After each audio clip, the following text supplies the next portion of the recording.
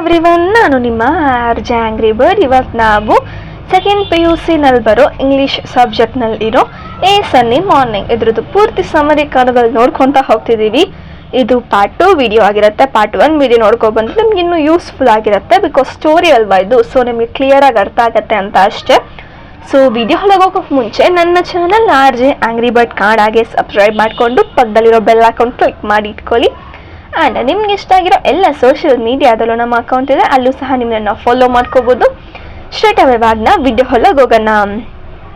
Last time ಎಲ್ಲಿ ಮುಗ್ದಿರತ್ತೆ ಅಂದರೆ, like ನಮ್ಮ ಅಜ್ಜ ಅವ್ರು ಹೇಳಿರ್ತಾರೆ ನನ್ನ ಹತ್ರ ಗನ್ ಇದೆ, ನಾನು ಬೇಟೆಗೆಲ್ಲ ಹೋಗ್ತೀನಿ ಅಂತ. ಆ್ಯಂಡ್ ನಮ್ಮ ಅಜ್ಜಿ ಅವ್ರು ಹೇಳ್ತಾರೆ ಹೌದೇನು ಇದು ಕಿಲ್ ಟೈಮೇ ಅಂತ, ಲೈಕ್ ನೀವೆಲ್ಲ ಕೊಳೆ ಮಾಡ್ತೀರಾ ಅದನ್ನೆಲ್ಲ ಅನ್ನೋ ಲೈಕ್ ಕಾಮಿಡಿಯಾಗಿ ಕೇಳ್ತಾರೆ. ಅವಾಗ ನಮ್ಮ ಅಜ್ಜ ಹೇಳ್ತಾರೆ ನಿಮ್ಗೆ ಯಾಕೆ ಹಂಗಲ್ಲ ಅನ್ನಿಸ್ತಿಲ್ವಾ, ನಾನು ಬೇಕಾದರೆ ಬಿಯರ್ ಲೈಕ್ ನಾನು ಏನೆಲ್ಲ ಮಾಡ್ತೀನೋ ಬೇಟೆ ಮಾಡ್ತೀನೋ ಅದನ್ನು ನಿಮ್ಮ ಹತ್ರ ತೋರಿಸ್ಲಾ ಅಂತ. ಇವಾಗ ನಮ್ಮ ಅಜ್ಜಿ ಹೇಳ್ತಾರೆ ಹಾಂ ತೋರಿಸೇನು ಪ್ರಯೋಜನ, ಬಿಕಾಸ್ ನಮ್ಮ ಮನೇಲೂ ಅಂತ ಎಷ್ಟೊಂದು ಬಿದ್ದೈತೆ, ಅದಕ್ಕೇನು ಪ್ರೂವ್ ಮಾಡೋಕ್ಕಾಗತ್ತೆ ಅಂತ. ಅವಾಗ ನಮ್ಮ ಅಜ್ಜ ಹೇಳ್ತಾರೆ ಏನೋ ಸೆನೋರ ಸ್ವಲ್ಪ ನನ್ನ ಓದಕ್ಕೆ ಬಿಡ್ತೀರಾ, ನಮ್ಮ ಮಧ್ಯೆ ಜಾಸ್ತಿ ಕಾನ್ವರ್ಸೇಷನ್ ಆಗಲಿದೆ ಅಂತ. ಅವಾಗ ನಮ್ಮ ಅಜ್ಜಿಯವ್ರು ಹೇಳ್ತಾರೆ ಹ್ಞೂ ಓಕೆ ನಿಮ್ಮ ಇಷ್ಟ, ಏನೋ ಒಂದು ಮಾಡಿ ಅಂತ. ಅವಾಗ ನಮ್ಮ ಅಜ್ಜ ಹೇಳ್ತಾರೆ ಅದಕ್ಕೂ ಮುಂಚೆ ನೀವು ಸ್ವಲ್ಪ ನಾನು ಅಲೋ ಮಾಡಿದ್ರೆ ನಾನು ಪಿಂಚ್ ಆಫ್ ಸ್ನಫ್ ತಗೊತೀನಂತ. ಸ್ನಫ್ ಅಂದರೆ ಲೈಕ್ ಒಂಥರ ಪುಡಿ ಥರ ಇರುತ್ತೆ ರೀ, ಆ ಪುಡಿನ ಮೂಗತ್ರ ಇಟ್ಕೊಂಡು ಸ್ಮೆಲ್ ಮಾಡಿದ್ರೆ ಅವ್ರಿಗೆ ಹಚ್ಚಿ ಅಂತ ಬರುತ್ತೆ. ಹಚ್ಚಿಗೆ ಏನಂತಾರೆ ಲೈಕ್ ಅದನ್ನು ಗೊತ್ತಾಗಿಲ್ಲ, ಬಟ್ ಹಕ್ಷಿ ಅಂತ ಅವ್ರಿಗೆ ಮೂಗಲ್ಲಿರೋ ಬ್ಯಾಡ್ ಏರು ಲೈಕ್ ದಸ್ಸಿದ್ರೆ ಅದೆಲ್ಲ ಆಚೆ ಬರುತ್ತೆ, ಅದು ಸ್ನಫ್ ಅಂತಾರೆ, ಅದನ್ನ ತಗೊತಾರೆ. ಮತ್ತು ನೀವು ಏನಾದರೂ ತಗೊತೀರಾ ಅಂತ ನಮ್ಮ ಅಜ್ಜ ಕೇಳ್ತಾರೆ. ಅವಾಗ ಅಜ್ಜಿ ಹೇಳ್ತಾರೆ ಇದು ಚೆನ್ನಾಗಿರತ್ತೆ ಅಂತ. ಅವಾಗ ಅಜ್ಜ ಹೇಳ್ತಾರೆ ಇದು ತುಂಬಾ ಚೆನ್ನಾಗಿರುತ್ತೆ, ನಿಮ್ಗೆ ಇಷ್ಟ ಆಗೇ ಆಗತ್ತೆ ಅಂತ. ಮತ್ತು ಅವರು ಸ್ನಫ್ ತಗೊಂಡು ಲೈಕ್ ಹಕ್ಷಿ ಮಾಡ್ಕೊತಾರೆ ಇಬ್ಬರು. ಅದಾದಮೇಲೆ ಇವಾಗ ನನ್ನ ತಲೆ ಕ್ಲಿಯರ್ ಆಯಿತು ಅಂತ ಅಜ್ಜ ಹೇಳ್ತಾರೆ ನಂದುನೆ ಅಂತ. ಅಜ್ಜಿ ಹೇಳ್ತಾರೆ ನಿಮಗೆ ಸ್ನೀಸ್ ಬಂತಾ ಲೈಕ್ ಹಕ್ಷಿ ಬಂತಾ ಅಂತ. ಅವಾಗ ಅಜ್ಜ ಹೇಳ್ತಾರೆ ಹ್ಞೂ ಸೆನೋರ ನನಗೆ 3 ಟೈಮ್ಸ್ ಬಂತು ಅಂತ. ನನಗಿವಾಗ ಕಾನ್ಫಿಡೆನ್ಸ್ ಬರ್ತಿದೆ ಅಂತ ಇನ್ನೊಂದು ಸ್ವಲ್ಪ ಸ್ನಫ್ನ ತಗೊತಾರೆ. ಅವಾಗ ಅವರು 3 ಟೈಮ್ಸ್ ಹಕ್ಷಿ ಹಕ್ಷಿ ಹಕ್ಷಿ ಅಂತ ಸ್ನೀಸ್ ಮಾಡ್ಕೊತಾರೆ. ಮಾಡಾದ್ಮೇಲೆ ನಮ್ಮ ಅಜ್ಜ ಹೇಳ್ತಾರೆ ಇವಾಗ ನನಗೆ ಒಂದು ಸ್ವಲ್ಪ ಬೆಟರ್ ಅನ್ನಿಸ್ತಿದೆ ಅಂತ. ಅವಾಗ ಅಜ್ಜಿ ಹೇಳ್ತಾರೆ ಹ್ಞೂ ನನಗೂ ಈ ಸ್ನಫಿಂದ ನಮ್ಮ ಮಧ್ಯೆ ಒಂದು ಸ್ವಲ್ಪ ಪೀಸ್ಫುಲ್ನೆಸ್ ಬಂದಿದೆ ಅಂತ ನನಗೆ ಅನ್ನಿಸ್ತಿದೆ ಅಂತ ಹೇಳ್ತಾರೆ. ಇವಾಗ ಅಜ್ಜ ಕೇಳ್ತಾರೆ ಸರ್ ಇವಾಗ ನನಗೆ ಸ್ವಲ್ಪ ಎಕ್ಸ್ಕ್ಯೂಸ್ ಕೊಡ್ತೀರಾ, ಬಿಕಾಸ್ ನಾನು ಸ್ವಲ್ಪ ಶಬ್ದವಾಗಿ ಓದ್ತೀನಿ ಅಂತ. ಅವಾಗ ಅಜ್ಜಿ ಹೇಳ್ತಾರೆ ಹಾಂ ಪರವಾಗಿಲ್ಲ ಶಬ್ದವಾಗಿ ಓದಿ, ಅದ್ರಲ್ಲೇನಿದೆ, ಅದು ನನಗೇನು ಡಿಸ್ಟರ್ಬ್ ಮಾಡೋದಿಲ್ಲ ಅಂತ ಹೇಳ್ತಾರೆ. ಅವಾಗ ನಮ್ಮ ಅಜ್ಜ ಅವರು ಸ್ಟಾರ್ಟ್ ಮಾಡ್ತಾರೆ ರೀಡ್ ಮಾಡೋಕ್ಕೆ. ಅದರಲ್ಲಿ ಏನಂದರೆ all love is sad but sad has it is the best thing that we know that is from companion ಅಂತ ಓದ್ತಾರೆ. ಅವಾಗ ಅಜ್ಜಿ ಅವರು ಹಾಂ ಅನ್ನೋ ಥರ ಒಂಥರ ರಿಯಾಕ್ಷನ್ ಕೊಡ್ತಾರೆ. ನಮ್ಮ ಅಜ್ಜ ಇವಾಗ ತಿರ್ಗಾ ಕಂಟಿನ್ಯೂ ಮಾಡ್ತಾರೆ like the daughters of the mothers I once love kiss me now has they would graven image those lines I take it are in harmonious vein ಅಂತ ಹೇಳ್ತಾರೆ. ಅವಾಗ ನಮ್ಮ ಅಜ್ಜಿ ಏನಂದರೆ ಲೈಕ್ ನಗೀತಾ ಹ್ಞೂ ನಾನು ತಗೊಂತೀನಿ ಬಿಡಿ ನನ್ನೊಳಗೆ, ಲೈಕ್ ಅಜ್ಜ ಹೇಳ್ತಾರೆ ಅದು ನನ್ನ ಮನಸ್ಫೂರ್ತಿನ ತಗೊತೀನಿ ಅಂತ. ಅವಾಗ ಅಜ್ಜಿ ನಗಿತಾ ಹತ್ರ ಹೇಳ್ತಾರೆ. ಅವಾಗ ಅಜ್ಜ ಹೇಳ್ತಾರೆ ಇದು ಬ್ಯೂಟಿಫುಲ್ ಪೋಯಮ್ಸ್ ಇದೆ ಈ ಬುಕ್ಕಲ್ಲಿ, ಇದ್ರದ್ದು ಬಂದು 20 years ಪಾಸ್ ಹಿ ರಿಟರ್ನ್ಸ್ ಅಂತ ಈ ಹೆಸರು ಅಂತ ಹೇಳ್ತಾರೆ. ಅವಾಗ ಲಾರಾ ಅಂದರೆ ಅಜ್ಜಿ ಅವ್ರು ಹೇಳ್ತಾರೆ ನಿಮಗೆ ಇಮ್ಯಾಜಿನ್ ಮಾಡ್ಕೊಳಕ್ಕಾಗಲ್ಲ ಅದು ನನಗೆ ಎಷ್ಟು ಎಫೆಕ್ಟ್ ಆಗತ್ತೆ ಅಂತ, ಬಿಕಾಸ್ ನನಗೆ ಆ ಗ್ಲಾಸಸ್ನೆಲ್ಲ ಯೂಸ್ ಮಾಡಿ ನನಗೆ ಓದೋಕ್ಕಾಗೋದಿಲ್ಲ ಅಂತ. ಅವಾಗ ಅಜ್ಜ ಕೇಳ್ತಾರೆ ನೀವು ಗ್ಲಾಸ್ ಹಾಕೊಂಡೇ ಓದ್ಕೊತೀರಾ ಅಂತ. ಅವಾಗ ಅಜ್ಜಿ ಹೇಳ್ತಾರೆ ಹ್ಞೂ ಓದ್ತೀನಲ್ಲ ಅದರಲ್ಲೇನಿದೆ ಅಂತ. ಅವಾಗ ಅಜ್ಜ ಕೇಳ್ತಾರೆ ನಿಮ್ಮ ಏಜ್ ಏನು, ನೀವು ಸುಮ್ಮನೆ ತಡೆ ಮಾಡಿ ಹೇಳ್ತಿದ್ದೀರಾ ಅಂತ. ಅಜ್ಜಿ ಹೇಳ್ತಾರೆ ಹೌದಾ ಬುಕ್ ಕೊಡಿ ನನ್ನ ಹತ್ರ, ನಾನು ನೋಡ್ತೀನಿ, ಅವಾಗ ನಿಮಗೆ ನಾನು ಓದಿದ್ರೆ ಗೊತ್ತಾಗತ್ತೆ ಅಂತ. ಬುಕ್ ತಗೊಂಡು ಜೋರಾಗಿ ಓದೋಕ್ಕೆ ಸ್ಟಾರ್ಟ್ ಮಾಡ್ತಾರೆ. 20 years pass he returns and each beholding the other exclaims that can be dirt, this is he, heavens is it she ಅಂತ ಓದ್ಬಿಟ್ಟು ಅಜ್ಜಿ ಅವರು ಅಜ್ಜ ಹತ್ರ ಬುಕ್ ವಾಪಸ್ ಕೊಡ್ತಾರೆ. ಹಾಂ ಪರವಾಗಿಲ್ಲ ನಿಮಗೆ ಒಳ್ಳೆ ಐಸೈಟ್ ಇದೆ ಅಂತ ಅಜ್ಜ ಹೇಳ್ತಾರೆ. ಇವಾಗ ಅಜ್ಜಿ ಹೇಳ್ತಾರೆ ನನಗೆ ಮನಸ್ಸಿಂದಾನು ನನಗೆ ಒಳ್ಳೆ ಹಾರ್ಟ್ ಮನಸ್ಸೇ ಇರೋದು ಅಂತ. ಅವಾಗ ಅಜ್ಜ ಹೇಳ್ತಾರೆ ಹಾಂ ಅದು ನಿಜಾನೇ ಸ್ವಲ್ಪ ಸ್ವಲ್ಪ ಅದೇನೋ ನಾನು ಈ ಥರ ಪೋಯಮ್ಸನ್ನು ಯೂತ್ ಆಗಿರ್ಬೇಕಾದ್ರೆ ಸ್ವಲ್ಪ ಕಂಪೋಸ್ ಮಾಡಿಟ್ಟಿದ್ದೆ ಅಂತ. ಯಾರಾದರೂ ಒಳ್ಳೇದಿದ್ರೆ ಹೇಳಿ ಅಂತ. ಅವಾಗ ಅಜ್ಜ ಹೇಳ್ತಾರೆ, of all kinds I was a great friend of ಎಸ್ಪ್ರೋಕ್ಸಿಂಡಾ, ಗಾರ್ಜಿಲ್ಲಾ, ಬ್ಯಾಕ್ಯೂಸ್ ಅಂಡ್ ಅದರ್ಸ್.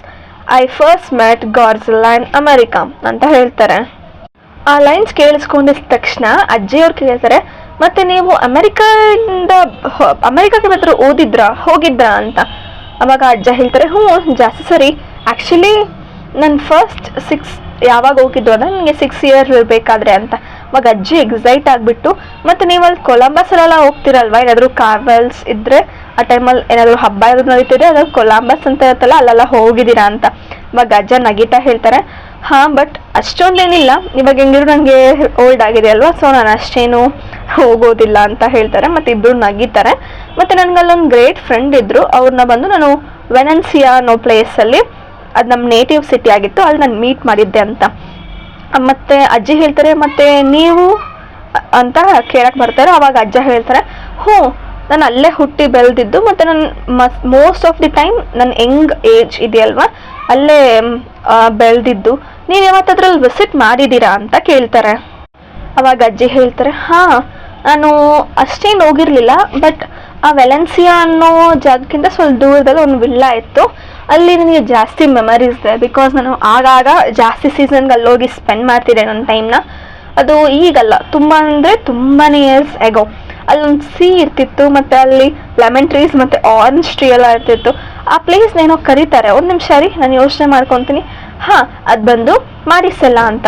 ಅವಾಗ ಅಜ್ಜ ಅವರು, ಏನು ಮಾರಿಸೆಲ್ಲನಾ ಅಂತ ಹೇಳ್ತಾರೆ. ಅವಾಗ ಅಜ್ಜಿಯವರು, ಮಾರಿಸೆಲ್ಲ, ನಿಮ್ಗೇನಾದರೂ ಗೊತ್ತಾ ಆ ಹೆಸರು ಬಗ್ಗೆ ಅಂತ ಹೇಳ್ತಾರೆ. ಮಾರಿಸೆಲ್ಲ ಅಂತ ಹೇಳಿದ ತಕ್ಷಣ ಅವರು ಹೇಳ್ತಾರೆ, ಅಜ್ಜ ಅವರು, ನನಗೆ ಅದು ತುಂಬ ಫೆಮಿಲಿಯರ್, ನನ್ನ ಮೆಮೊರಿ ಏನು ಲಾಸ್ ಆಗಿಲ್ಲ, ನಾನು ತುಂಬ ಬೆಳೆದಿದ್ದೀನಿ, ಆದರೆ ನಾನು ಯಾವತ್ತೂ ಆ ಬೆಳ್ಳನ ಮರ್ತೇ ಇಲ್ಲ. ಅಲ್ಲೊಂದು ಬ್ಯೂಟಿಫುಲ್ ವುಮನ್ ಯಾವಾಗಲೂ ಇರ್ತಿದ್ಲು, ನಾನು ಅವಳನ್ನ ಜಾಸ್ತಿ ಟೈಮ್ ನೋಡಿದ್ದೀನಿ, ಅಲ್ಲಿ ಚೆನ್ನಾಗಿ ನಾವು ಟೈಮ್ ಸ್ಪೆಂಡ್ ಮಾಡಿದ್ದೀವಿ. ಅವಳ ನೇಮ್ ಏನೋ ಹೇಳ್ತಿದ್ರು, ಅವಳ ನೇಮ್ ಬಂದು ಲೊರಾಂಟಾ ಅಂತ ಹೇಳ್ತಾರೆ. ಅವಾಗ ಅಜ್ಜಿಯವರು, ಇನ್ನು ಲಾರಂಟಾನಾ ಅಂತ ಹೇಳ್ತಾರೆ. ಅವಾಗ ಅಜ್ಜ ಹೌದು ಅಂದ್ಬಿಟ್ಟು ಇಬ್ಬರು ಒಂಥರ ಇಂಟೆನ್ಷನ್ ಒಂಥರ ಈಚೆಲ್ಲ ನೋಡ್ಕೊಂಡ್ಬಿಡ್ತಾರೆ. ಅವಾಗ ಅಜ್ಜಿಯವ್ರು ಹೇಳಿದ್ರು, ಓಕೆ ಏನೂ ಇಲ್ಲ, ಲೈಕ್ ನೀವು ನನ್ನ ಬೆಸ್ಟ್ ಫ್ರೆಂಡ್ನ ರಿಮೈಂಡ್ ಮಾಡಿದ್ರಿ ಅಂತ. ಅವಾಗ ಅಜ್ಜ ಹೇಳ್ತಾರೆ, ಹೌದಾ, ಓಕೆ ಅಂತ.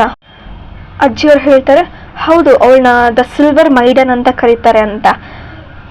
ಅಜ್ಜ ಹೇಳ್ತಾರೆ, ಹೇಳ್ಬೋದು, ಬಿಕಾಸ್ ಅವಳು ಅಷ್ಟೇ ಚೆನ್ನಾಗಿರ್ತಿದ್ಲು.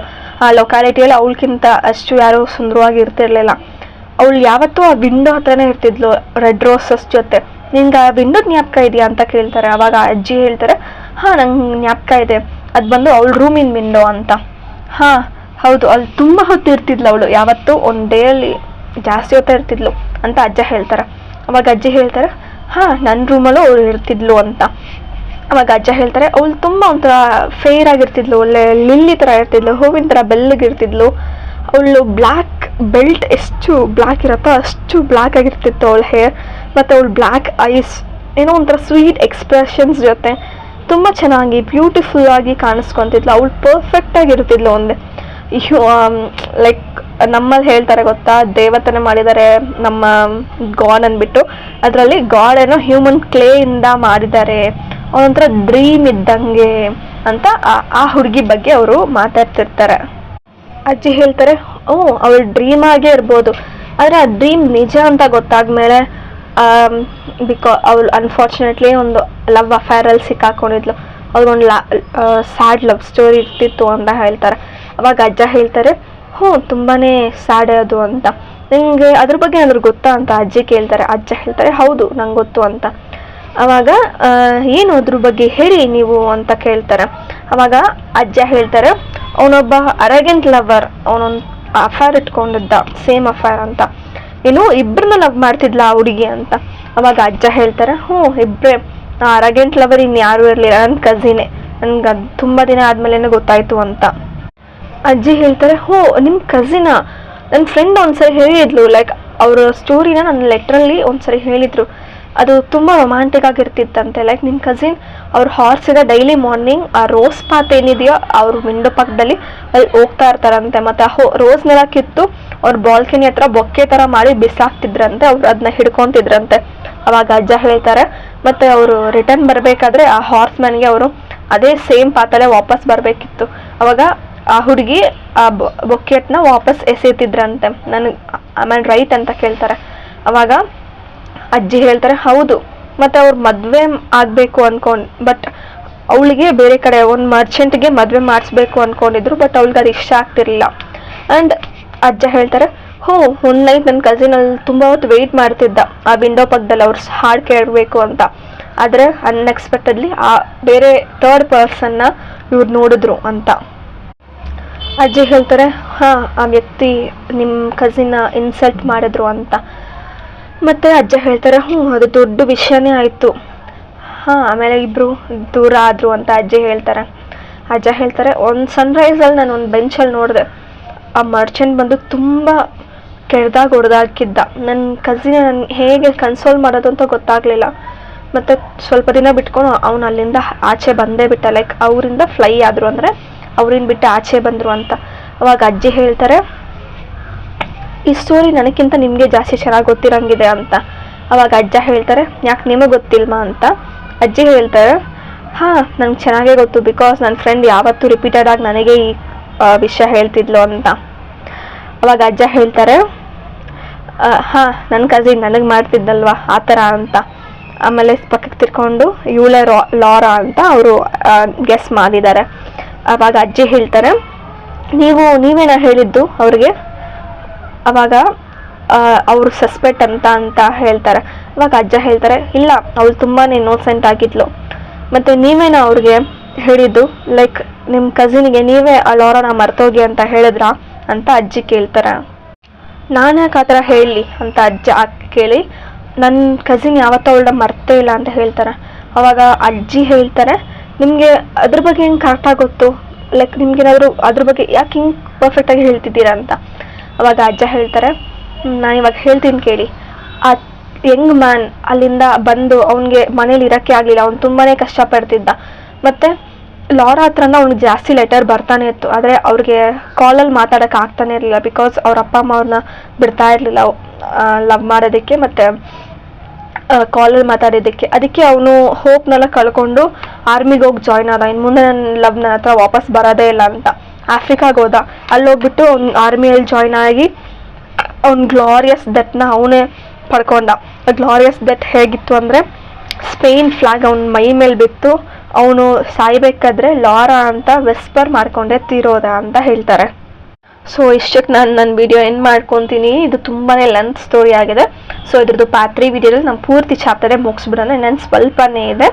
ಸೊ ಇಷ್ಟವರೆಗೂ ನೀವು ಎಂಜಾಯ್ ಮಾಡಿದ್ದೀರಾ ಅಂತ ಅಂದ್ಕೊಂಡಿದ್ದೀನಿ. ಮತ್ತು ಥರ್ಡ್ ಪಾರ್ಟ್ ವಿಡಿಯೋ ಬೇಕು ಅಂದರೆ ಫಸ್ಟ್ ನೀವು ಈ ವಿಡಿಯೋಗೊಂದು ಲೈಕ್ ಕೊಟ್ಟು ನಿಮ್ಮ ಫ್ರೆಂಡ್ಸಿಗೆ ಆದಷ್ಟು ಶೇರ್ ಮಾಡಿಬಿಟ್ಟು ನನ್ನ ಚಾನಲ್ RJ ಆಂಗ್ರಿ ಬರ್ಡ್ ಕನ್ನಡಗೆ ಸಬ್ಸ್ಕ್ರೈಬ್ ಮಾಡಿಕೊಂಡು ಪಕ್ಕದಲ್ಲಿರೋ ಬೆಲ್ ಐಕಾನ್ ಕ್ಲಿಕ್ ಮಾಡಿ ಇಟ್ಕೊಳ್ಳಿ.